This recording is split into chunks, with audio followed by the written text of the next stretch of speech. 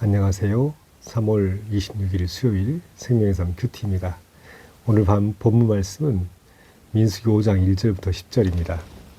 여호와께서 모세에게 말씀하시되 이스라엘 자손에게 명령하여 모든 나병 환자와 유출증이 있는 자와 죽음으로 부족하게 된 자를 다 진영 밖으로 내보내되 남녀를 막론하고 다 진영 밖으로 내보내어 그들이 진영을 더럽히게 하지 말라. 내가 그 진영 가운데 거하느니라 하시매 이스라엘 자손이 그같이 행하여 그들을 진영 밖으로 내보냈으니 곧 여호와께서 모세에게 이르신 대로 이스라엘 자손에게 행하였더라.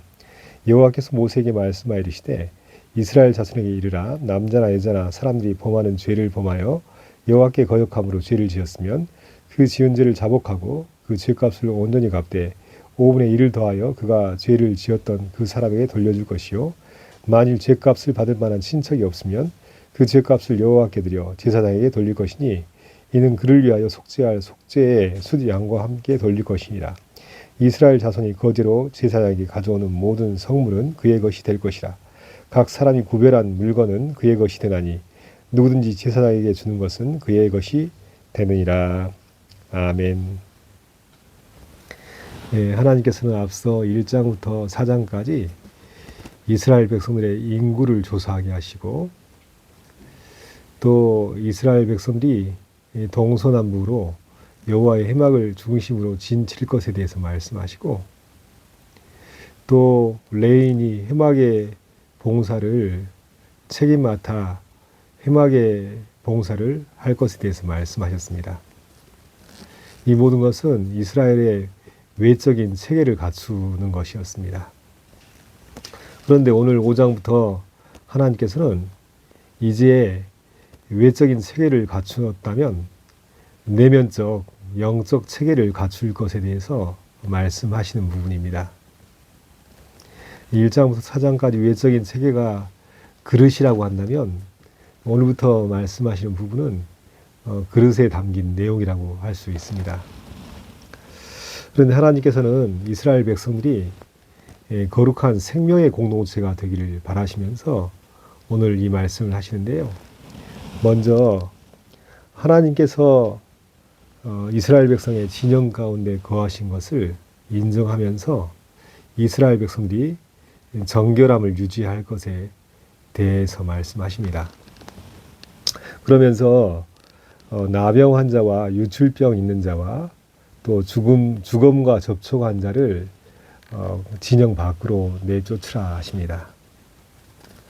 왜냐하면은 이것들 하나하나를 살펴볼 때 하나님께서 이스라엘 백성들에 대한 기대가 어떤 것인가를 볼 수 있게 됩니다. 먼저 나병 환자를 진 밖으로 내보내라고 말씀하시는 것은 나병 환자의 증상과 관련이 있습니다. 나병 환자는 살이 썩어 들어가고 또 썩어 들어간 살이 떨어져 나가도 느끼지 못하는 무감각 상태에 빠져듭니다. 예수님도 복음서에서 나병 환자를 치료하시는 부분이 여러 군데 나오는데요. 이 나병은 영적으로 큰 의미를 가지고 있습니다. 나병은 영적으로 말하면 영적인 감각을 상실한 사람입니다. 그래서 죄 가운데 썩어 들어가도 죽음을 향해 가도 그것을 깨닫지 못하는 사람입니다. 그런데 예수님께서 나병 환자를 치료하시면서 영적인 감각이 살아있는 자로 죽음을 향해 가는 존재가 아니라 거룩한 생명을 향해 가는 존재로 치료하시고 고쳐주시는 것이죠. 우리도 영적인 나병 환자처럼 살아갈 수가 있습니다. 죄를 짓고 그 죄가 우리를 파괴하며 죽음으로 몰아가는데 그것을 깨닫지 못하고 무감각 속에 살아가는 모습이 될 수 있습니다.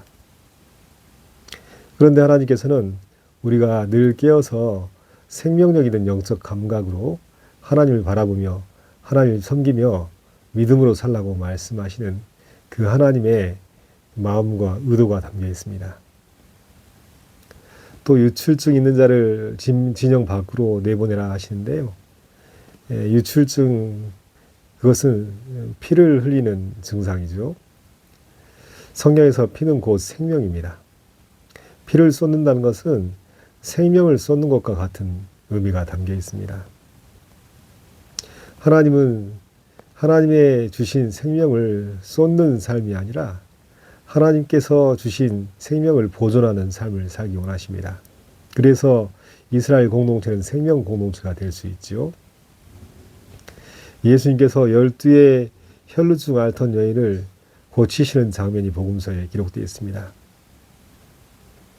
이 12의 혈루증을 앓던 여인도 여기저기서 그 병을 고치기 위해서 모든 것을 허비했습니다. 그러나 예수님을 만났을 때 그 병이 치료받고 온전히 회복되는 은혜를 누렸습니다. 하나님께서 혈루증이 있는 자를 부정하다고 여기시며 진영 밖으로 내쫓으라는 것은 하나님께서 주신 생명을 갉아먹고 또 생명을 해치며 살아가는 모든 부정한 것을 쫓아내라고 하십니다. 예를 들어서 마약을 한다거나 알코올 중독에 걸린다거나 또 담배로 몸을 해한다거나 또 하나님께서 우리에게 주신 시간은 생명과 같은 것인데 그 모든 것을 헛된 곳에 쏟아버리는 부정함, 그 부정함이 우리 가운데 있을 수 있는데 그 부정함을 다 내어 쫓고 하나님 안에서 하나님이 주신 값진 시간과 생명을 소중하게 여기며 가꾸어 가는 생명 공동체가 되기를 바라시는 하나님의 마음이 담겨 있습니다. 또한 죽음과 접촉한 자를 부정하다고 말씀하시면서 진영 밖으로 내보내라 하십니다. 죽음이 무엇입니까? 죽음과 접촉한 사람입니다. 하나님은 이스라엘 백성들이 죽음과 가까이 하는 자가 아니라 죽음을 넘어선 생명과 가까이 하는 하나님의 백성 되기 원하십니다. 우리를 죽음과 가까이 하는 것들이 무엇일까요? 죄된 생각, 절망적인 생각, 암울한 어두움, 소망 없는 절망감, 두려움, 이 모든 것이 죽음과 접촉하는 것처럼 우리에게 부정한 것이 될 수 있습니다. 하나님께서는 하나님의 백성 한 사람 한 사람이 생명을 가까이 하며 또 하나님 안에서 하나님 우리 안에 거하심을 인정하면서 소망을 품고 하나님 안에서 어려움과 고난까지라도 능히 극복할 수 있다는 희망 가운데 거하기를 바라십니다. 예수 그리스도는 예수 그리스도의 능력으로 말미암아 오늘 진영에서 내쫓으라고 하신 환자 하나하나를 만나주시고 치료해 주십니다. 그리고 진영 밖에 내쫓길 수밖에 없었던 사람을 치료하시고 회복시키셔서 다시 공동체 안으로 들어오게 하시는 사역을 하고 계십니다. 생각해보면 우리가 예수 그리스도를 알기 이전에 하나님께서 말씀하신 부정한 자였습니다. 영적인 나병 환자였고 영적인 유출증 환자였고 영적인 죽음과 접촉한 죽음에 가까운 사람들이었습니다. 그러나 하나님께서 예수 그리스도의 복음으로 말미암아 우리를 하나님의 공동체에 속한 하나님의 백성 삼으시며 하나님의 나라를 위해서 헌신할 수 있는 귀한 믿음의 사람으로 생명의 공동체로 불러주셨습니다. 이 사실을 기억하면서 오늘도 믿음의 삶을 복되게 살아가야 될 것입니다. 또 한 가지는요, 죄인에 대해서 그 죄를 처리할 방법에 대해서 제시하십니다. 하나님은 하나님의 백성이 죄와 거리가 먼 거룩한 공동체가 되기를 바라시는데요. 죄는 근본적으로 하나님께 거역하는 것이라 본문이 말씀하고 있습니다. 하나님께 거역하는 마음으로 다른 사람에게 속이고 또 다른 사람을 때리고 다른 사람을 비난하고 다른 사람을 죽이는 모든 행위를 바로 죄라고 이야기하는 것이죠. 그런데 이 모든 죄를 해결하는 방법도 두 가지 차원으로 말씀하십니다. 그 사람에게 죄를 지었거든 그 사람에게 지은 죄의 값에다가 5분의 1을 더하여서 죄 값을 지불하라고 이야기합니다. 뿐만 아니라 하나님께 속죄 죄를 드릴 것에 대해서도 언급하고 있습니다. 항상 죄는 두 가지 차원입니다. 사람에게 지은 죄가 하나님께 거역하는 죄가 되는 것이죠. 하나님은 이스라엘 백성들이 사람들과 관계 속에서도 하나님과 결부하여서 하나님이 그들 중에 거하신 것을 인정하면서 관계 속에서 살아가라고 말씀하십니다. 따라서 죄를 짓는 것도 사람에게 죄 짓는 것만이 아니라 하나님께 죄 짓는 것이고, 반대로 사람을 귀히 여기고 존중하는 것도 그 사람을 지으신 하나님을 존중하고 사랑하는 것이 될 수 있는 것입니다. 이러한 원리에 대해서 예수님도 마태복음 25장에 말씀하셨죠. 지극히 작은 자에게 한 것이 바로 나에게 한 것이라 라는 말씀으로 이야기하시는데요. 마태복음 25장 35절부터 40절입니다. 내가 줄일 때 너희가 먹을 것을 주었고, 목마를 때 마시게 하였고, 나그네 되었을 때 영접하였고, 헐벗었을 때 옷을 입혔고, 병들었을 때 돌보았고, 옥에 갇혔을 때 와서 보았느니라. 이에 의인들이 대답하여 이르되 주여 우리가 어느 때 주께서 줄이신 것을 보고 음식을 대접하였으며 목마르신 것을 보고 마시게 하였나이까. 어느 때 나그네 되신 것을 보고 영접하였으며 헐벗으신 것을 보고 옷 입혔나이까. 어느 때 병드신 것이나 옥에 갇히신 것을 보고 가서 배웠나이까 하리니, 임금이 대답하여 이르시되 내가 진실로 너희에게 이르노니 너희가 여기 내 형제 중에 지극히 작은 자 하나에게 한 것이 곧 내게 한 것이니라 하시고. 그렇습니다. 성경의 원리는 지극히 작은 자에게 한 것이 바로 내게 한 것이다. 사람에게 대하는 것이 바로 하나님께 대하는 것이다 라는 원리로 말씀하십니다. 그래서 이스라엘 공동체 안에서, 거룩한 공동체, 생명의 공동체 안에서 사람들을 대할 때 하나님께 대하는 마음으로 그들을 존중하고 사랑하고 죄를 범하는 것이 아니라 오히려 아끼고 서로 돌보며 소중히 여기는 공동체에 이루시기를 바라셨던 것입니다. 짧은 토막 지식으로 철학적 지식을 가지고 있는데요. 타자성에 대해서 강조하는 철학자 임마누엘 레비나스가 있습니다. 그는 독특하게 내가 어떤 존재이냐가 내가 가지고 있는 생각, 경험, 지식이 내가 어떤 사람인가를 말해주는 것보다 타자의 관계, 다른 사람과 관계 속에서 내가 어떻게 대하느냐, 거기에 내가 진정 누구인가가 드러난다고 설명합니다. 그래서 그는 이렇게 이야기합니다. 타인의 얼굴에 도덕적 호소력이 있다. 타인의 얼굴이 나에게 거부할 수 있는 명령으로 다가온다. 자신이 진정 어떤 사람인가를 드러내는 기준으로 고통받는 타자의 얼굴을 우리 안에 제시하는데, 바로 이 타자의 얼굴 속에 하나님의 도덕적 명령과 또 하나님의 호소가 담겨 있다는 것입니다. 어떤 명령과 호소일까요? 다른 사람의 얼굴을 보면서 서로 사랑하라고 말씀하시는 하나님의 말씀을 지킬 것, 이것을 호소하고 명령하신다는 것이에요. 하나님은 우리가 다른 사람을 대할 때 그 사람만을 바라보는 것이 아니라 그 사람을 지으신 하나님을 동시에 바라보라고 말씀하십니다. 그리고 타인과의 관계 속에서 마치 하나님을 대하듯 하나님을 지으신, 그 사람을 지으신 하나님을 인정하며 서로 존중하며 사랑하고 돌보며 섬기라고 말씀하시고, 그러할 때 이스라엘 백성들의 공동체가 생명력 있는 거룩한 공동체가 된다는 것입니다.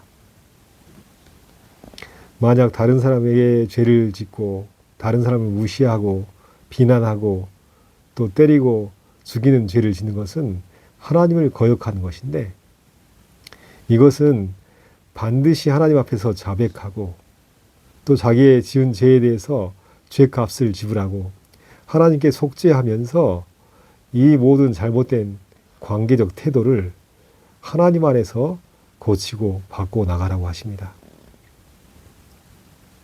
그래야만 죄를 해결하고 이스라엘 공동체가 거룩한 생명의 공동체로서 하나님이 기뻐하시는 공동체가 될 수 있기 때문입니다. 애굽의 가치관은 늘 그 사람이 어떤 지위와 권력과 부를 가졌는가로 판단하여서 많이 가진 자에게는 굴욕적인 태도를 보이고, 또 반대로 약한 자, 가지지 못한 자, 과부와 고아 같은 약자들에 대해서는 무시하고 경멸하고, 또 심지어 죽이는 일까지 벌어진 것이 애국과 같은 세상의 모습입니다. 전에 이스라엘 백성들은 이 문화에 익숙하여서 죄를 짓는 죽음의 공동체였습니다. 그러나 이제 하나님께서는 하나님 나라의 백성이 되었고 하나님 나라의 원리를 알았으니 이제는 공동체 안에 있는 사람에게 하나님을 대하듯 소중히 여기고 사람에게 한 것이 곧 하나님에게 한 것이라 라는 생각을 가지고 공동체를 아름답고 거룩한 공동체로 세워가라고 말씀하십니다. 오늘은 하나님께서 말씀하신 부정한 것을 내어 쫓고 죄를 어떻게 해결하냐라는 방법을 제시하시면서 이스라엘이 거룩한 생명의 공동체로 세워지기 원하시는 하나님의 마음을 말씀을 통하여 보았습니다. 이 말씀 앞에 우리의 모습을 보기 원합니다. 나도 여전히 부정한 것과 죄와 뒤에 얽혀서 그것에 대한 문제의식 없이 그냥 세상 사람들처럼 살아가고 있지 않습니까? 내 안에 부정한 것이 무엇인가를 돌아보길 바라며, 또 내가 예수 그리스도의 복음 안에서 구원받은 성도로서 하나님 나라의 방식으로 사람들을 대하고 하나님 나라의 방식으로 존재하는 복된 믿음의 사람임을 기억하면서 오늘 하루 예수 그리스도 안에서 또 우리의 일생을 하나님 안에서 거룩한 생명의 공동체에 속한 일원으로서 복되게 살아가는 은혜가 있기를 예수님의 이름으로 축복합니다. 함께 기도하겠습니다. 하나님, 전에는 우리가 부정한 자였고 전에는 하나님을 알지 못하여서 죄인으로서 살았습니다. 그러나 하나님께서 우리를 거룩한 생명의 공동체로 불러주시고 모든 부정한 것을 내어 쫓고 이제는 거룩한 하나님의 백성으로서 회복된 존재로서 믿음의 삶을 살기 원하시니 감사를 드립니다. 날마다 영적인 감각이 깨어있게 하여 주시고 하나님께서 주신 생명을 보존하며 허비하지 않도록 도와주시며, 또한 죽음과 가까이하고 어둠과 가까이하는 삶이 아니라 예수 그리스도의 생명 안에 거하는 삶을 살 수 있도록 도와주시옵소서. 하나님 안에서 다른 사람과 관계 속에서 하나님과 결부하여 생각하게 하시고, 다른 사람을 대할 때 하나님 대하듯 그리스도께 하듯 하며 믿음의 삶을 살아갈 수 있도록 도와주셔서 내가 살아가는 삶의 자리, 가정과 공동체가 생명의 공동체로서 세워져 가는데 내가 열심으로 봉사하고 섬길 수 있는 귀한 일꾼 될 수 있도록 도와주시옵소서. 감사하며 예수 그리스도의 이름으로 간절히 기도하옵나이다. 아멘.